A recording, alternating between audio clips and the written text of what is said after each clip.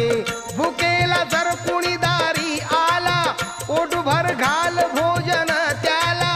लाभे आनंद खरा जीवनाला खरे सुख मिळवा समाधानाला जग जिंकावे गोडवाणीन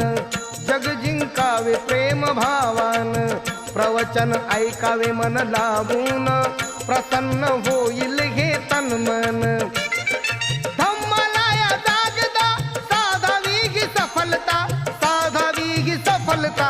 ऐका नंदिनीची मी सांगतो कथा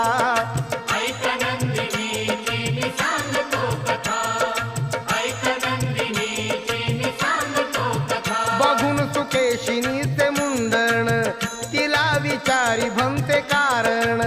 सुकेशिनीने जे कथन केले ऐकून भंते जी चकित झाले